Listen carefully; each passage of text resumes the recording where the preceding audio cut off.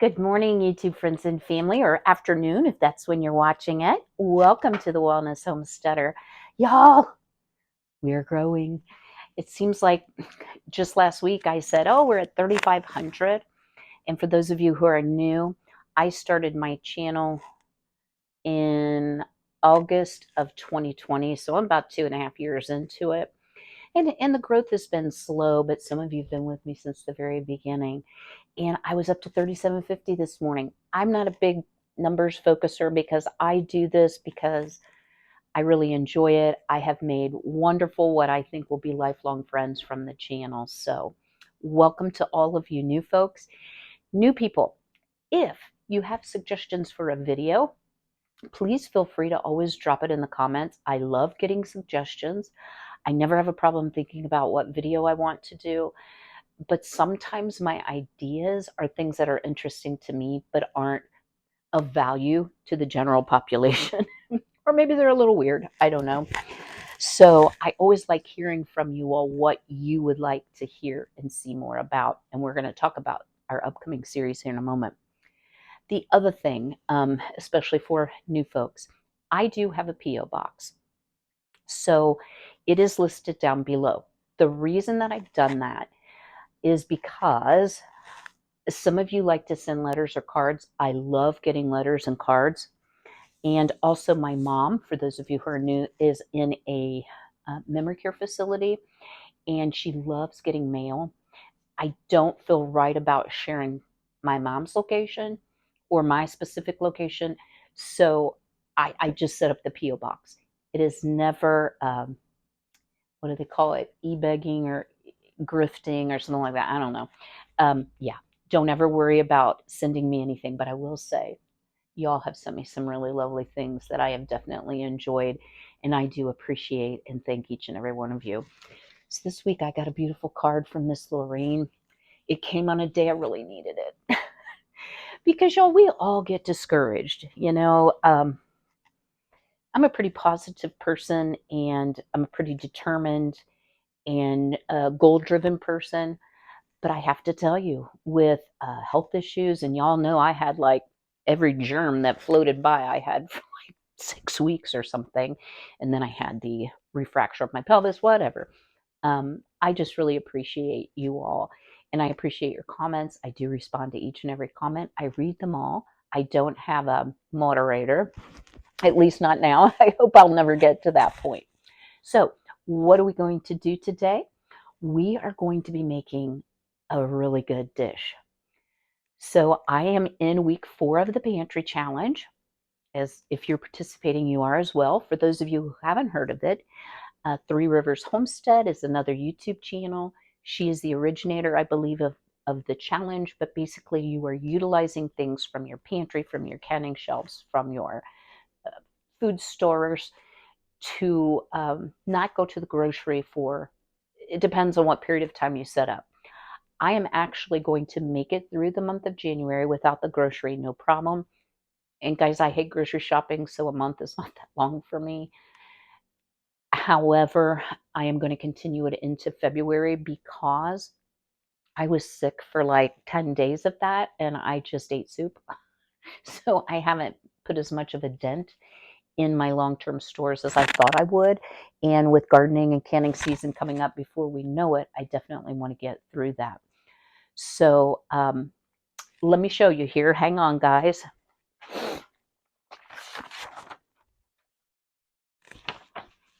I'm super proud of this, right?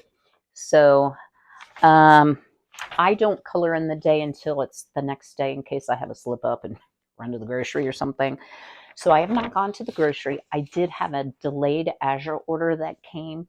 What I've been trying to do is not use out of the Azure order, with one exception, which is cheese we're going to be using today. I have not eaten out, although I am dying for a Casano's pizza, just saying. On long days, because I do have long days when I visit with my mom, and my mom needs some assistance with cleaning out her clothing because she's put on some weight. So I've ordered her some new clothes, and I do want to clean out her closet. So on days like that, at any rate, I'm taking along a snack and a beverage so I'm not tempted to eat out. That's worked really well. I also had a tiny, tiny Grove order that I had 100% credit. I had ordered some jars in December. They arrived broken. So I decided I didn't like the style of the Le Parfait jars, and I ordered some dish liquid and things like that, like household stuff, which I have not gotten into. So I'd say the pantry challenge is going really well for me.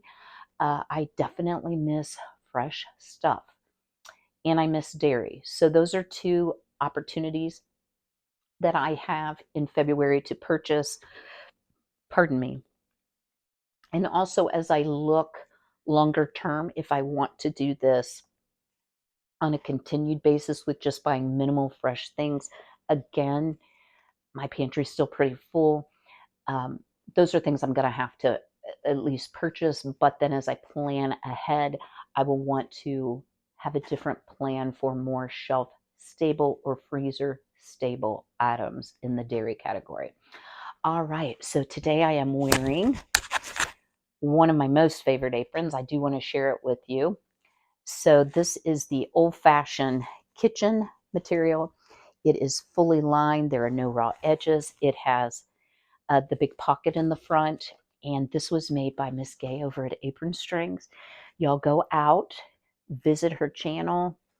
She's a fabulous cook, I have to tell you, and just a lovely Christian lady. She is a better seamstress than I am, and I've sewn for a lot of years, but I just love her apron. Now, one thing you might notice, and I have it pinned up here, it is one continuous piece, but I spill on my chest, so I pin it up to keep my shirt clean. All right, so what are we going to make today? Well, I went through my freezer again, and I have a little under the refrigerator freezer, like the pull-out drawer right there. And things don't stay fresh in there nearly as long. So I had some broccoli that it wasn't freezer burnt, but it would have been shortly. So I thought, what can I make with broccoli that's like a meal type of thing? I'm not a huge meat eater, but you can certainly add ground beef. You could add chicken. You could add turkey to this. Um, I'm just choosing not to because I'm going to use eggs and cheese as my protein. So what I have done, y'all don't judge my kitchen this morning.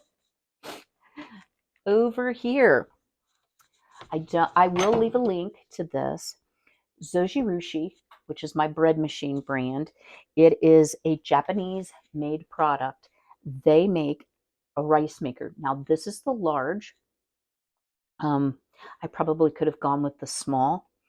When I'm going to invest in a high quality appliance, I usually try to buy the most deluxe model that I can afford at the time.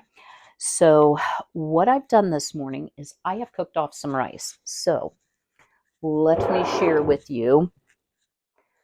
Also in the description box, I always link Azure Standard. Y'all, their jasmine rice is so, so good. I have so much rice in my pantry.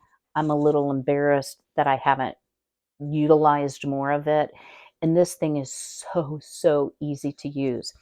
All you do is, I'm just opening it up here. Inside is the cook pot, which is a nonstick cook pot. It comes with the rice measuring cup. So you're going to want to use a rice washer pan. Let me show you this here. If you're not using minute rice. So this is long cooking rice. So this is Helen Chin is the brand. I'll link it as well. But you put your rice in, you wash it really well, and then you can easily drain it utilizing this device. I have eggs and such in here too. So you always want to use the rice measuring cup that comes with the Zojirushi because it's not cup for cup. It's a little bit different measurement. Then on the inside, it has the lines. So what you do is you just put in your liquid. I happen to have a little bit of chicken broth left over from something I made last week. And then I opened a jar of onion broth. Cooking your rice in broth really adds so much flavor to this dish. So you're definitely going to want to do that. On the Zojirushi, You plug it in, you hit the menu button, and it actually gives you the options as follows. Quick rice, mixed rice, white rice, jasmine rice, sushi, porridge, sweet rice, brown rice, and GABA brown. You can have regular rice, softer rice, or harder rice. You simply put it in there, close the lid. Once you've selected it, it somehow knows how long to cook it because it's a smart machine, and it plays Twinkle Twinkle Little Star. You hit the start button and close the lid, and it will automatically cook your rice. This rice took about an hour in the rice cooker, but again, it's not a minute rice. You can use minute rice for this as well. I love brown rice. I love jasmine rice. I love any kind of rice.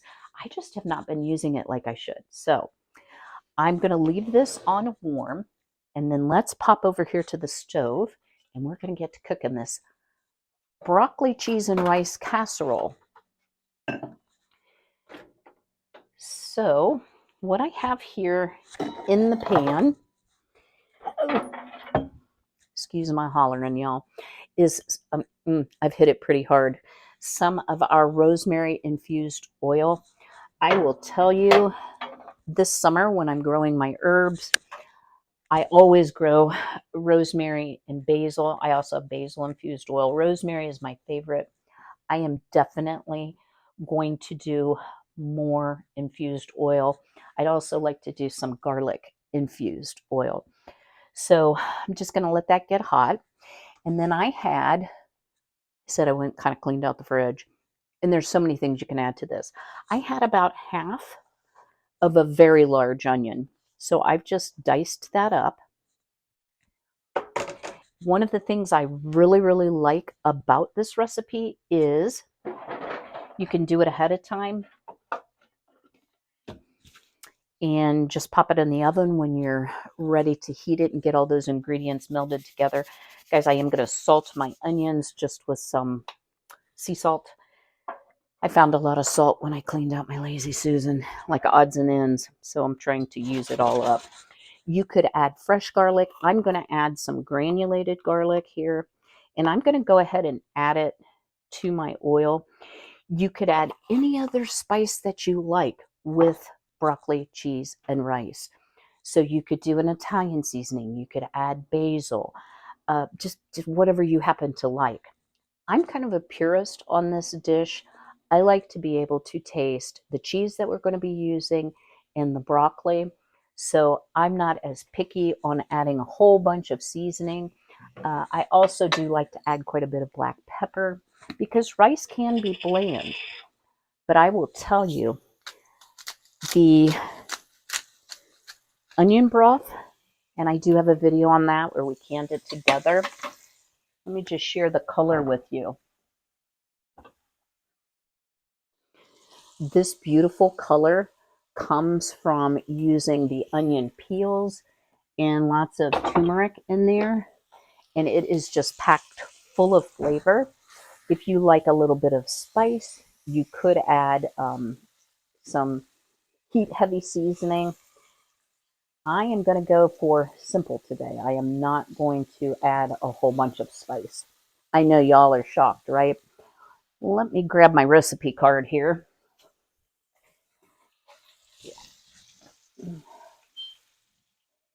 And y'all, if my hands are cold, sometimes I have a little bit of trouble setting the keypad. So I'm going to preheat the oven to 350 because I have everything pretty much cooked except just these onions. And really the baking portion of this, we're just heating things together. So you do want to make sure that things are well cooked before they go into your casserole. Now, over here, let me hold this up. I have what was left of the broccoli. The original recipe called for a 10-ounce package of frozen broccoli. You can use fresh. You just want it completely cooked. So I have cooked that off. And the actual size of your casserole dish kind of depends on how much rice you make. how much broccoli you use. You could use a 9 by 13. I think that's what I'm going to have to use. Hold on, let me look again at the rice.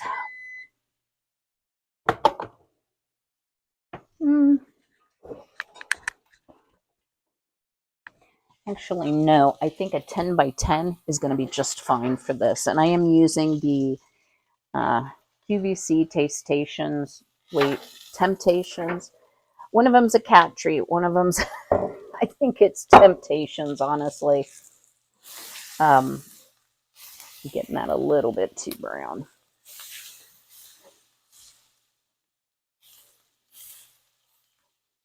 You just want to soften those up to the desired texture. And the reason mine are so colored, in part, is the garlic.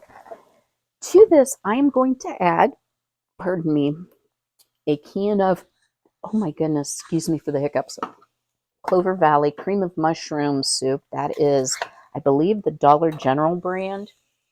I do not care for the Great Value brand of cream of mushroom, but I do like the Dollar General. And I also like, sorry about all the noise, I also like all these brands.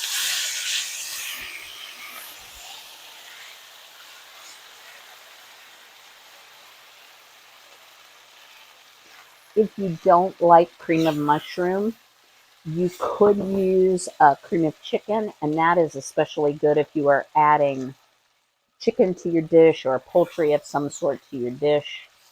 This is a good use if you have a lot of that canned chicken on the shelf that maybe you bought back during the pandemic, or even your home canned chicken can be added to it to make it a bit of a heartier dish. If you want to add a pound of ground beef to the dish, you can do that as well. I would add a little Worcestershire if you're going to do that. So let me just go ahead and turn that off. And I may need to add just a touch of milk to this. So let me reposition everything and we'll get building our casserole. All right, in a large bowl, I have some shredded sharp cheddar cheese. Now this recipe originally called for Velveeta. I'm not a fan of highly processed cheese food.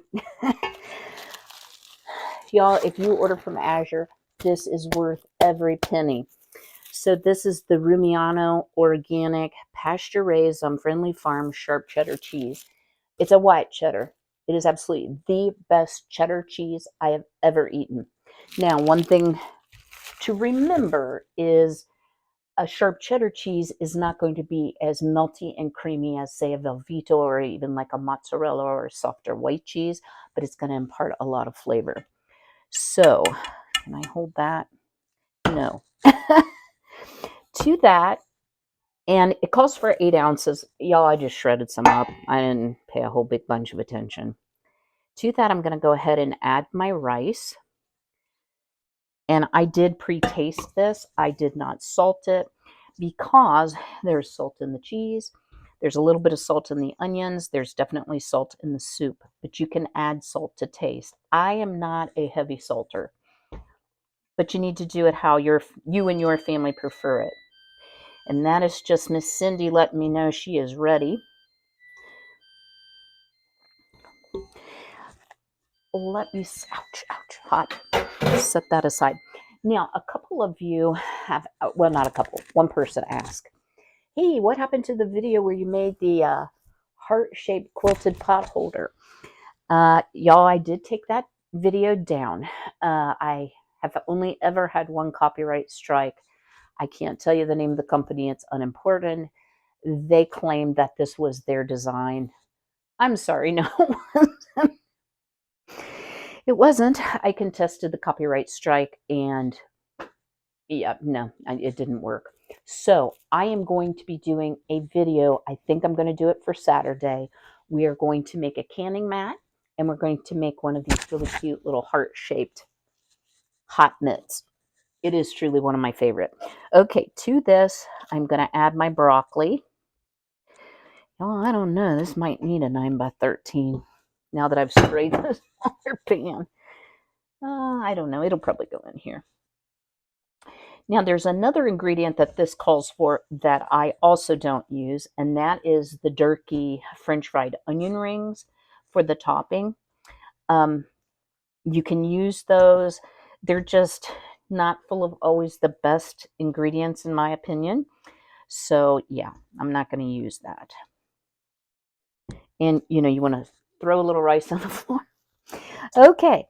The original recipe calls for 4 hard-boiled eggs, peeled and sliced.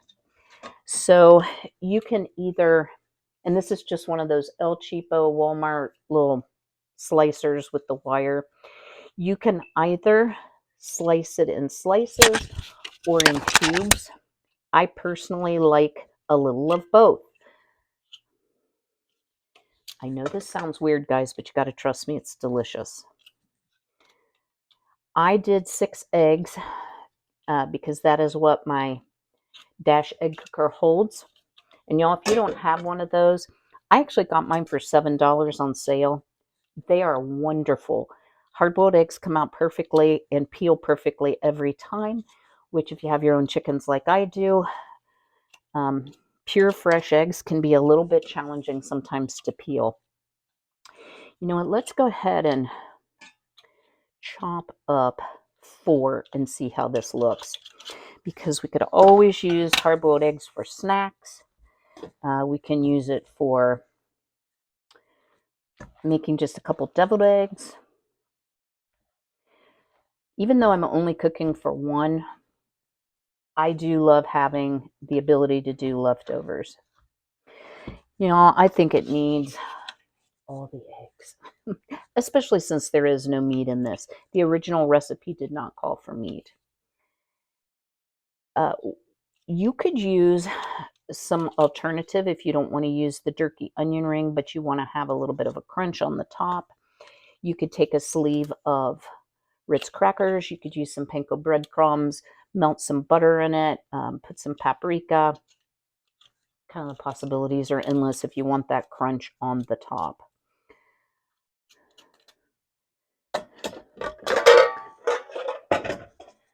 All right, let me get this stirred in and I'll show you kind of how it looks. I think I'm going to add just a little bit of water, or you could do milk. I just don't have milk, to the soup can just to make sure that it's not overly dry. Plus, it'll rinse out the can.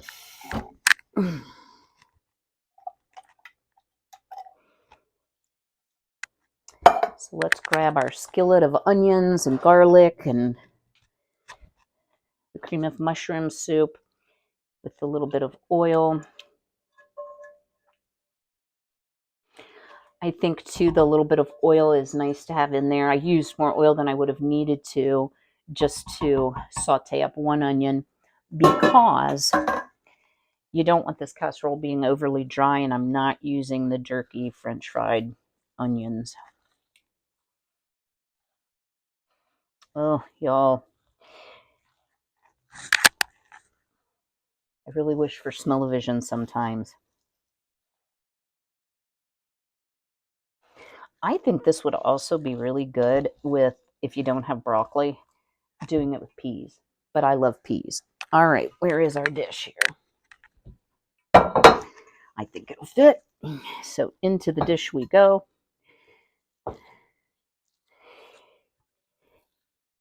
So this would give you your veg and your starch all in one dish, plus the protein from the egg. And if you added the meat to it, you could have it as a one pot casserole. If I was adding meat, I think I would do the Ritz crackers on the top.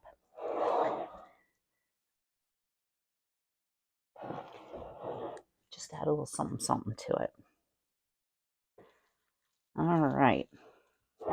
So we're going to go into this 350 oven till we are cooked through, heated through, everything's already cooked, and lightly browned. You know what, y'all? Hold tight. I'm going to do the crackers because it's looking a little beige to me. All right, so I took a little better than half a sleeve of Ritz crackers. I melted a couple tablespoons of butter and just mixed it all up together. So that'll give us a little bit of crunch to our casserole so it won't be all one texture.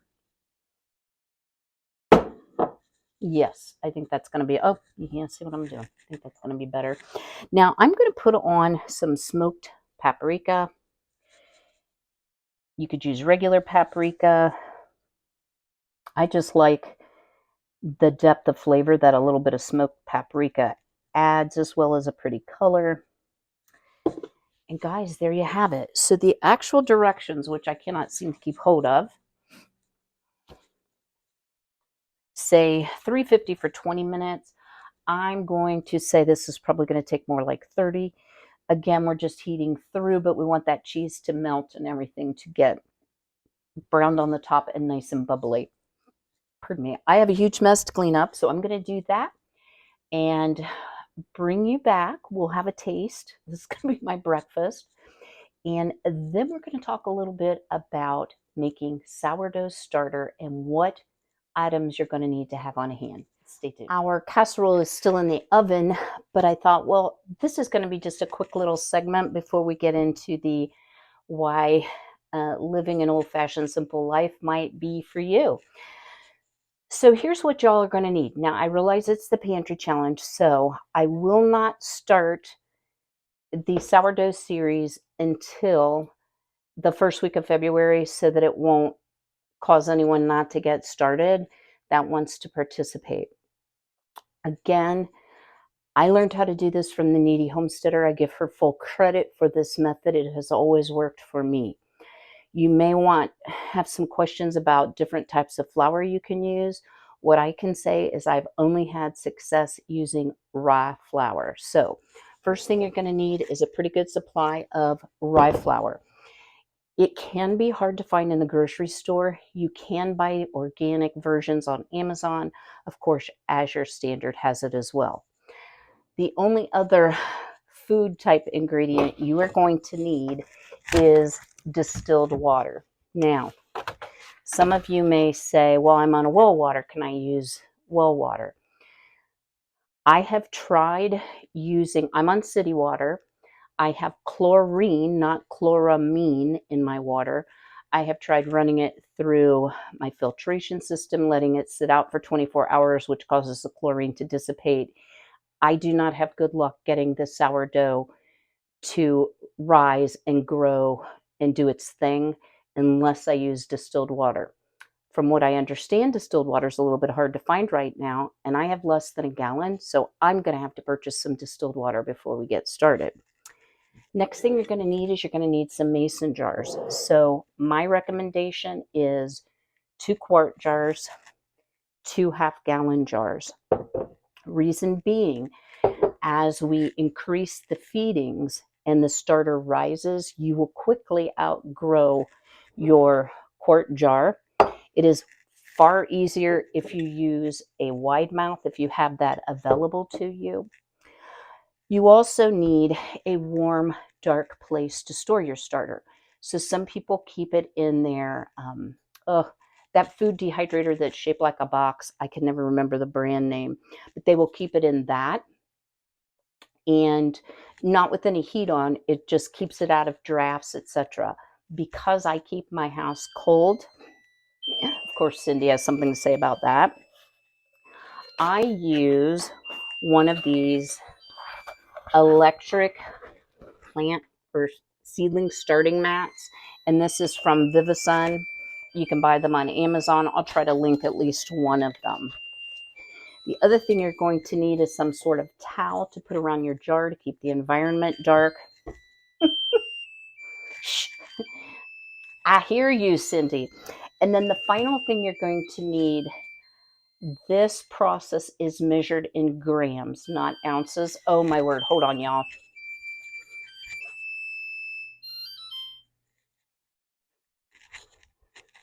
I assumed she would hush after a couple times.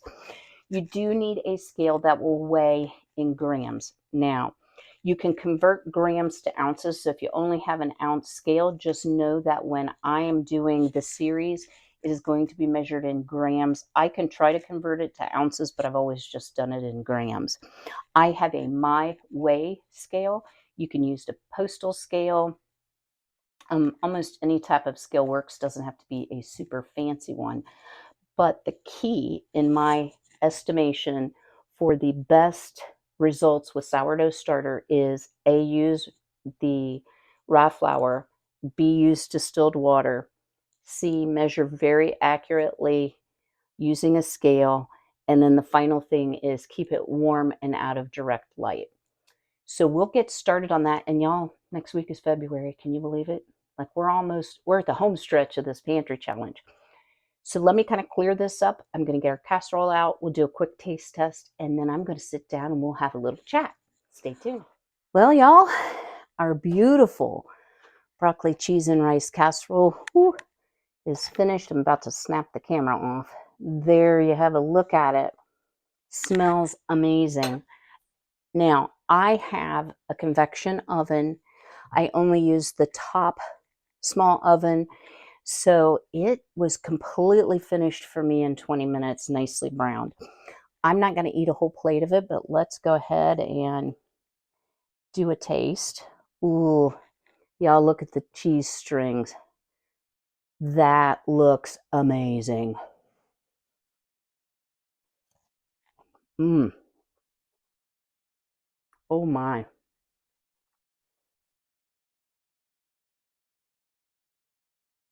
We might need to have a whole plate of that. That is absolutely delicious. It's not super salty. You may want to put like some Lowry seasoned salt or just some table salt on it. I'm sure it would be saltier with the jerky onion rings. But that, my friends, is fabulous and definitely worth a go. A lot of servings in this dish, and I've never done it with the crackers. I really like the crackers as an added touch. So I am going to have a little bit of this, and then I will meet you over at the table for a little chit chat. Stay tuned. To finish up today's video, I just wanted to share a few thoughts that I've been jotting down that I had about lessons from an old-fashioned lifestyle. So I've shared before, and I'll be sure to leave a link, the Foxfire series of books. Y'all, it's fascinating to me. A lot of the Appalachian ways I remember from my grandparents and other relatives. So, there's so many good lessons, I think, in these books, even if they're not 100% translatable to today's world. A lot of the principles really have spoken to me. So I've been taking some notes, and I just wanted to share with you some thoughts as we've been working on the pantry challenge. Y'all excuse me, I got to move this chair. And we've also been talking about a low spend year or a low spend month. And I will tell you all, my bank account is super happy at this stage of the month. So I can definitely tell a difference, but I have dramatically curbed my spending. But that's not what we're talking about. So what kind of lessons can you really learn from an old-fashioned lifestyle? Many of us, our parents might have grown up in the Depression, or if you're younger, your grandparents or even your great-grandparents. And I think old-fashioned living or simple living kind of begins with a mindset that values being frugal, that values being thrifty, but also values being self-sufficient. And I think in today's world, now more than ever, with all of the automation and the services and the convenience, and then we've had big interruptions in our world, whether it's from the virus, whether it's supply chain issues or conflict overseas, it is important that we learn some self-sufficiency skills, I believe. I think it's really easy as a YouTuber. And y'all, I don't watch any network television at all. Occasionally I will watch the news, but that's about it. I like watching YouTube, and I like watching a variety of channels. But one of the traps for me has been consumerism.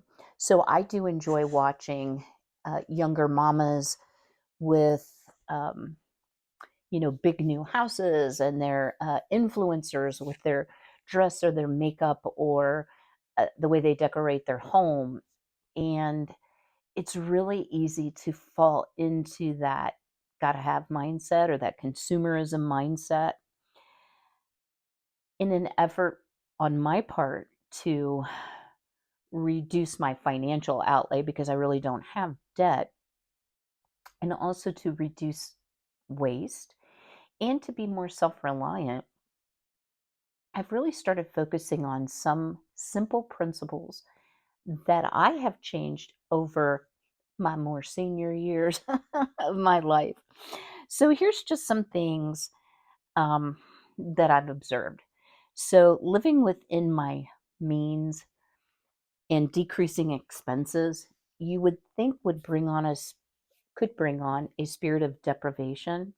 But for me, it's really enabled me to be more appreciative of what I have. And I am much more content not having to go through the treadmill of gotta have, gotta finance this, gotta buy this. It's just such a simpler and more fulfilling for me lifestyle. Um, I don't feel so swayed by current trends. I mean, obviously, y'all, not like fashion plate, Um, I do enjoy home decor, but I like the mid-century modern style, so I don't have to have the latest and greatest and new everything. And that is a nice place to be able to look at my home or look at my wardrobe and say, I have enough and I'm happy with that. So, some tips for you: take really good care of your things, keep up with maintenance and repairs. So, even though I'm in a low spend year, I needed to get my oil changed. That's absolutely super important. The longevity of my vehicle at my age is really important to me. So, not only on your car, but even simple things like appliances. Somebody made the observation, I have a lot of goodies in my house, and I'm truly blessed. I have a lot of gadgets, I have a lot of appliances, and you need to take good care of them, and they will take good care of you as well. On clothing, I buy almost no clothing. When I worked, uh, well, and actually, when I first started YouTube, I still wanted to buy all the clothes, needed all the clothes. And I think that stems in part because growing up, I got hand me downs from an older sister who was a lot shorter than me, that had bigger hips and narrower shoulders, so nothing ever fit. And I can remember being young and saying, when I can afford my own clothes, I'm going to have a huge wardrobe. Well, that is no longer as important to me. As long as I look modest and clean and put together, I'm totally content with that. But the clothes I do have, some of the things that I do to prolong their life is I wash all of my non chicken poo clothes. That's about the best way I know to say it. I wash in cold water. It does prolong the life of your clothes. I don't over product my clothes. So using a ton of like scent beads, fabric softener, and then also using dryer sheets while your clothes smell good. It leaves a coating, if you will, on the fibers of the fabric that attract dirt more quickly. So not feeling like I'll just replace it if it gets worn. No, I try to keep my clothes in good shape so that they will serve me well. Another suggestion for my simpler living is I have become a lot more selective on purchases, and I try to purchase, depending on what the item is, the highest quality that is practical that I can afford, but also may not necessarily be new because, as we know, we're living in a more disposable society and not everything is built to last. So, my Zojirushi rice maker, I should never need to buy another rice maker or bread machine, but I take care of those products. I bought high quality. Something that I'm not going to use very often, I may not be as intent on buying a high quality product because it will still last me. Another suggestion: become a do it yourselfer. I think aiming to be as self sufficient as possible within your own limitations. Y'all, I can't do what I used to do with my back, but I can garden, I can preserve food through dehydration, through freeze drying. I can do a lot of my own repairs. And I think a big one is being able to sew. So, learning how to do just basic repairs, like repair a seam before it, rips through the fabric, sewing on buttons, not having to pay someone else to do those simple things can really prolong the life of your clothes. But it's such a satisfying feeling to be more self sufficient. Another suggestion for you all: turn off the television. So, when I retired, I promised myself that I wasn't going to be one of those people who beached out in front of the TV all the time. And even though I had a very long recovery from my fourth surgery with a bazillion complications, I started looking at other ways to entertain myself and to gain knowledge. Now, I'm not suggesting you turn off YouTube. I think YouTube is a very valuable commodity in today's world because there are people out there with a lot of knowledge that you can definitely learn from. But just watching mindless TV isn't productive for me.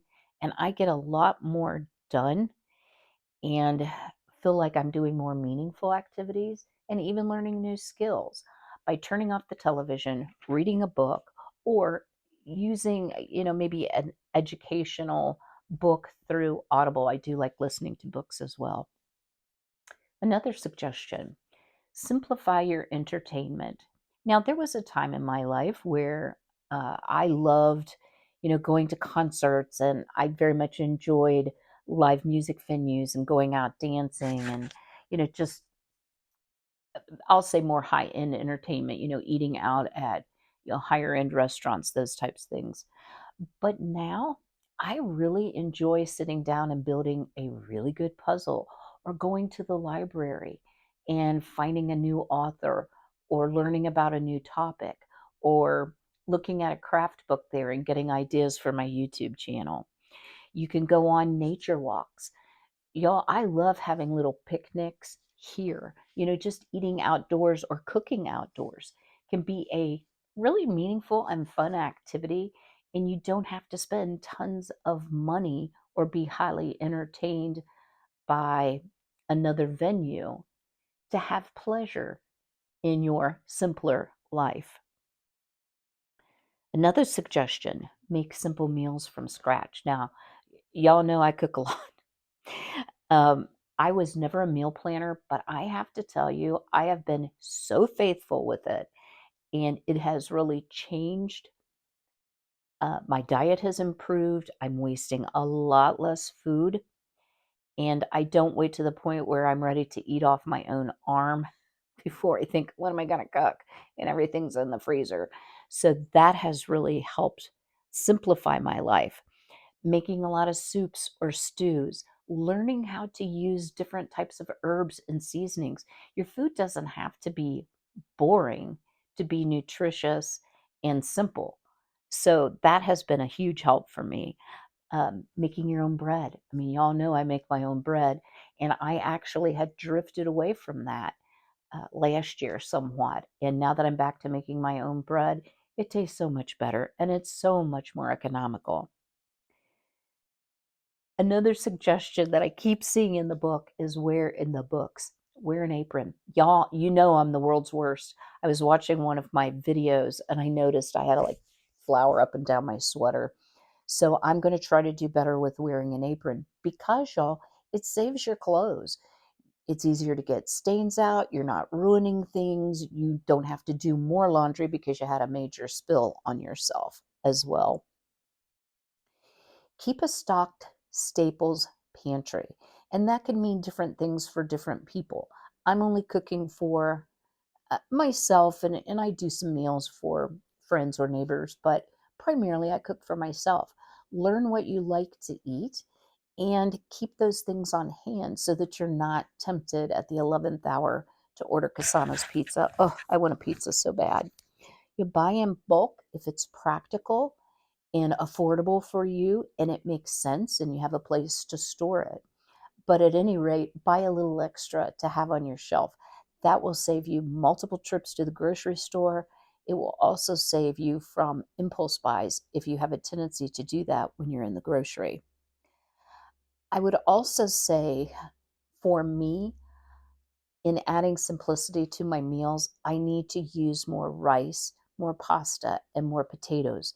Those are three things that I have not used a lot of through the pantry challenge just because I've been eating mostly soup. But those are things that will help add calories and nutrition to your diet, some nutrition to your diet, without breaking the bank and still fill your belly, so to speak, without spending additional monies on high end cuts of meat, for example. Make your own compost. Y'all, we're coming up to gardening season. And I have four compost piles. I have one that I use that has a lock lid for food scraps like vegetables, fruits. I don't put meats in it. I do put some eggshells, some coffee grounds, things like that in it. I have one that is chicken droppings and bedding that I just, continue to turn over. And then one that's a little more on the green side, so yard waste. I actually have two of those. But having that compost to enrich in your soil, to give back to the earth as you extract nutrients from your dirt in growing your own fruits and vegetables is really important. So be a good steward of your land as well. Y'all, I had to do this because I like doing a little research on things. Someone said to me the other day, well, a cup of coffee at Starbucks is like $5. And I was like, wait, what? Sorry, guys, I am thirsty. So I went out this morning and looked on Starbucks website. So it's not in my area, or what I saw is not quite that much. If you buy a medium plain black coffee or a grande, it's $2.10. Let's say that you do that Monday through Friday. You don't even do it 7 days a week. So you're doing it approximately 20 times a month, taking out weekends. It's actually a little more than that. So you're spending $42 a month on coffee. So that couple bucks for a cup of coffee at the end of the year has now cost you $504. If you want a medium fancy drink like a caramel macchiato or one of those latte type drinks, they're $4 plus, but let's just say for sake of argument they're $4. If you do that Monday through Friday for 4 weeks out of the month, that's $80 a month or $960 a year. So if you do any tipping, or if you're like $4.50 for your drink, pardon me, you're very easily going to spend $1,000 on your fancy coffee drinks. And there is a solution to it. Tea, like just a regular tea, like a medium sized tea, is 2.25. Like, wait, what? You can tell I haven't eaten out for a while. And if you did that 20 times a month, you'd spend $45 or $540 a year. So if you go to Walmart and you buy the great value family size gallon tea bags and make your own tea, which you could do iced or hot, you're going to spend $4.94 for 24 gallons of tea. So that's pretty easy to see the savings. Even if you add syrups or sugars, you're still going to be way, way, way below the cost of paying somebody else to make that coffee or tea for you. I actually do buy fancy coffee. I love Lavazza. I buy whole beans. I buy it in a 2-pound bag. I have it on Amazon Subscribe and Save. Right now, it fluctuates. It's usually around $19.99. Today, if you just go buy a bag, it's $23. Um, if I drink, I'm sorry, if I drink coffee 7 days a week at the rate I drink it, I drink 2 to 3 5-ounce cups a day, and some days I don't have coffee, but most days I do. I'm only going to spend $138 as compared to 504 for the grande coffee from Starbucks. And here's another great idea, guys. Drink water. I don't buy soda. That's a personal choice.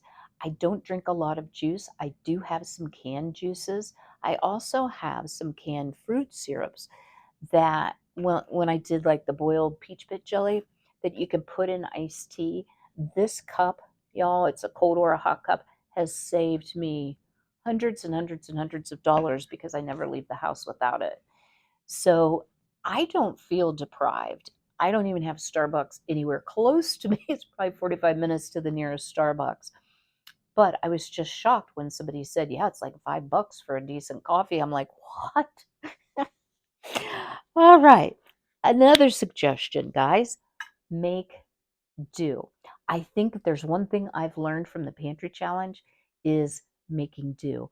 I've pulled out two recipes from my growing up, the one we made today and also the one pot spaghetti that are absolutely delicious, good for me too. And I've had to substitute some things. Okay, so I didn't have jerky onions, not that I would have necessarily used those. Use some Ritz crackers instead. And I think it's even better than when you make them with the jerky onions. One thing you can do is print yourself a list of substitutions. So just Google it, y'all. So in my homestead binder, here you go, is one of the charts. I won't hold it up. I actually did just that. I went out and I printed off some substitutes like if you're out of mayonnaise, you can use sour cream, etc., etc. What can you substitute for an egg? If you only have powdered milk or freeze-dried or powdered eggs, what's the reconstitution value? If you go to make brownies and you don't have any oil, you can use applesauce instead of the oil as well. That really saves so much money, as does buying generic.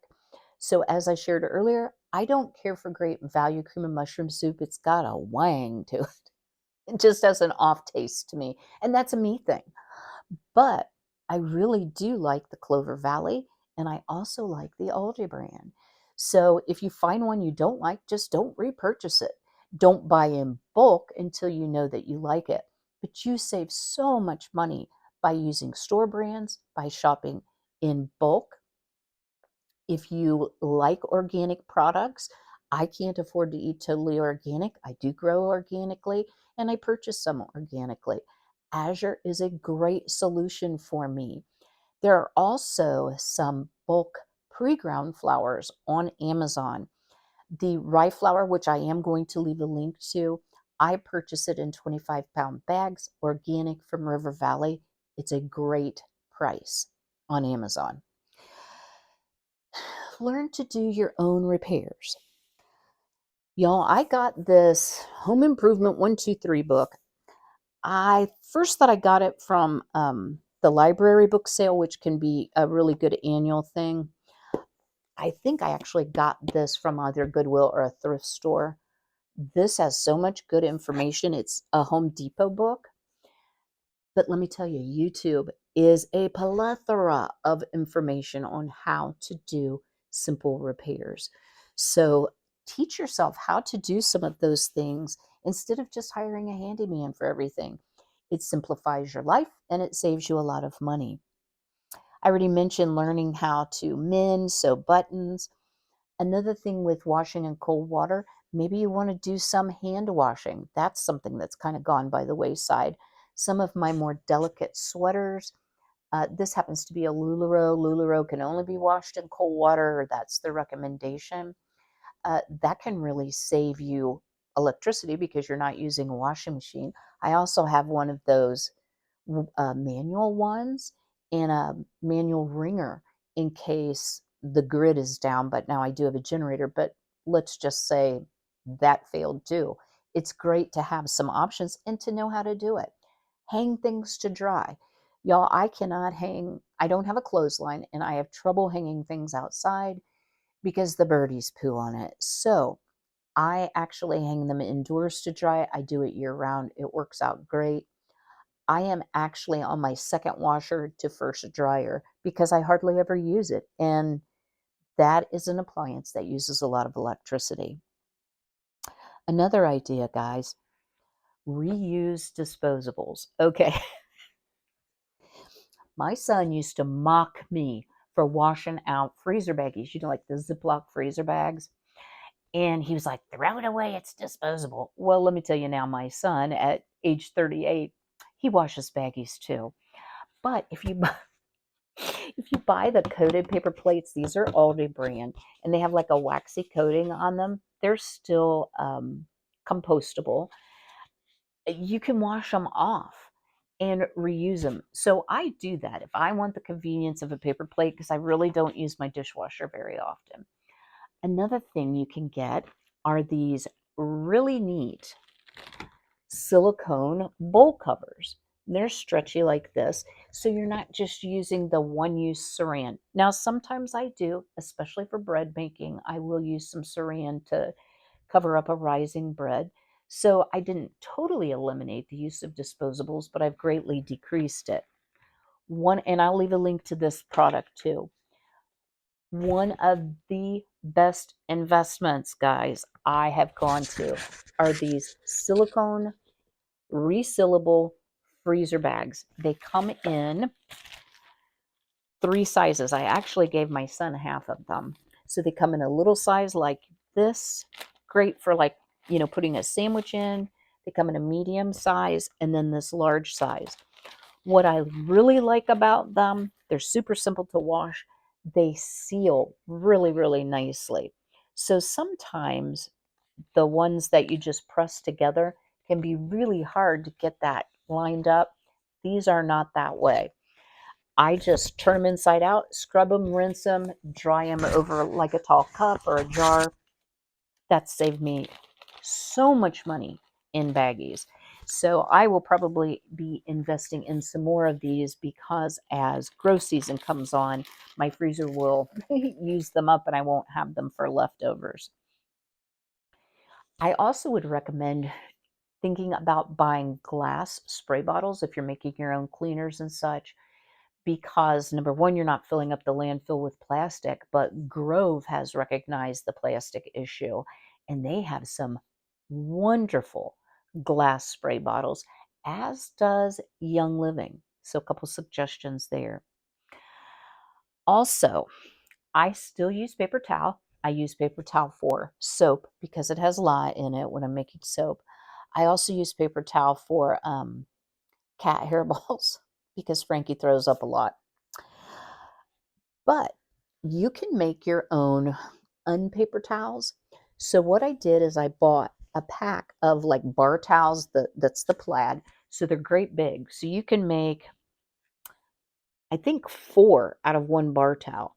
Then I went to the automotive department of the dollar store and bought microfiber cloths. They're cheaper in the automotive department, guys, than in the cleaning, like half the price. I put them right sides together. I stitched them. I turned them right side out. I sewed an X, I don't know if you can see, through it, and then top stitched it. Guys, you can use these over and over and over. Throw them in the wash once a week. I have a whole bunch of these. Another thing that I use, now this might be a little extreme. I'm sure you've all heard of, well, maybe you haven't, family cloth.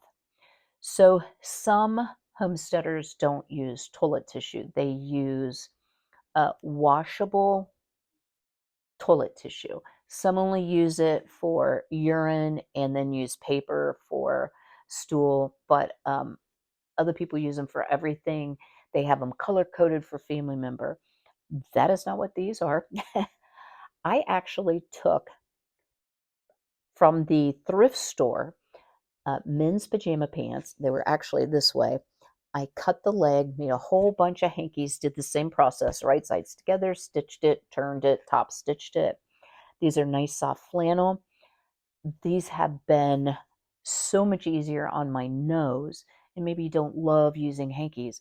But let me tell you guys, if you consistently do some of these simple living principles, you are going to save yourself pile, a pile of money. So I haven't really shared a lot financially about where I am at the end of the month because we're not at the end of the month. And I don't want to share my financial situation, but just being realistic, guys, I'm on Social Security. It's nothing like earning an income as a executive nurse, just saying. So, things are a little bit different at this stage of my life. So, ways that I can simplify my life, still have an enjoyable life, and I don't feel deprived at all. So far, I think this no spend or low spend year is very doable. So I hope those are words of encouragement for you. I hope you've enjoyed today's video. If you could do me a big favor, go ahead and smash that like button. I will see you all on Saturday, Lord willing. The plan for Saturday, so y'all get your fabric scraps out.